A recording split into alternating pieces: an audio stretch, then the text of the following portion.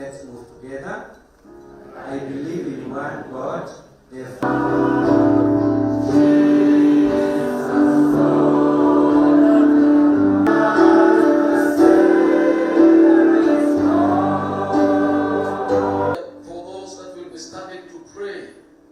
touching different aspects to be ready for this great festive season, the Christmas.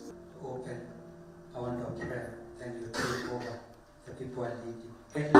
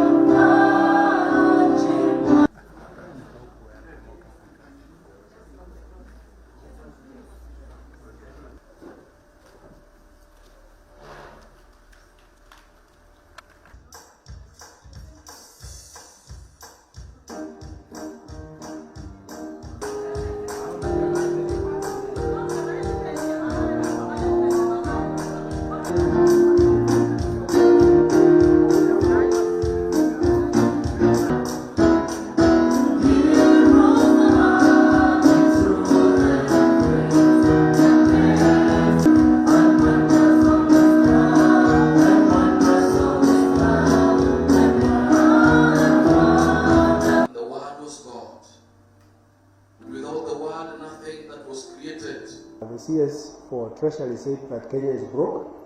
I think all Kenyans understand what that means, and if his report is indeed true that Kenya is broke, then all Kenyans need to be informed properly and to be consulted on how they are going to work towards saving their country from becoming insolvent. That's what we call it. However, we appreciate the measures that the national government has put in place at the National Treasury. We have seen some of the measures adopted by Parliament in terms of bills and laws. And it is time for all of us as Kenyans, because we are the sovereign of this country, to all gather together. The economy is too important and so sacred to be left only to the bureaucrats in Treasury. It is time for all Kenyans to rise up and save their country, and whatever can be done to make sure that Kenya is solvent again must be done. And that is why we have said we must stop the wanton wastage and theft of public funds by public officers. We also have said that the government must live within its means. We know that Kenya raises about 2 trillion shillings from ordinary revenue every year. So the budget of Kenya should not go beyond 2 trillion. But we have a very big budget that is financed through borrowing. And then we have also said excessive borrowing that is not in accordance with the law, that is not oversighted by Parliament, who are the representative. We still believe that there is no taxation without representation. So we must live within our means, and we must stop the theft, and we must all work together. This is not a responsibility of National Treasury. It's a responsibility of every Kenyan to save our country and to make sure that the little money that we are raising through taxes does not end up in pockets of a few. When the Treasury is saying the country is broke, we should not be seeing creation of additional positions for a few so that they can earn salaries and allowances. So we'll ask and urge Parliament and all the state officers involved in that initiative to shelve it until when Kenya is able to pay its obligations, both in terms of debt and in terms of providing services to Kenyans. We made to understand that several state-owned enterprises are going to be privatized.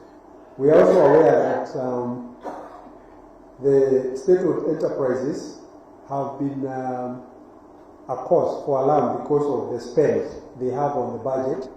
They spend upwards of 500 billion from the exchequer. So while we understand that, we also understand that Kenya is not fully food secure, and part of our sovereignty as the people of Kenya, under the Constitution of Kenya, Article 1, is seeds.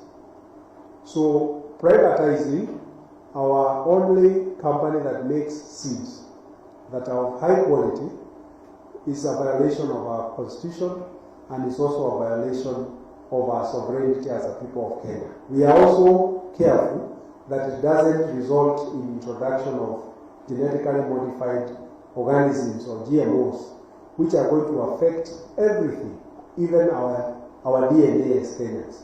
We want to preserve our DNA by having control of Kenya seed. Thank you. So we are urging all players on both sides of the political divide to wait until this report is adopted by the House. As to whether there will be a referendum or not, that is a decision by Kenyans, not by politicians. Thank you. We call for fast tracking of the recruitment of an appointment of the commissioners for the Independent Electoral and Boundaries Commission. On its part, we urge the IEBC Secretariat to put in place the measures necessary to prepare for the boundaries review process. We especially urge that a nationwide sensitization campaign be rolled out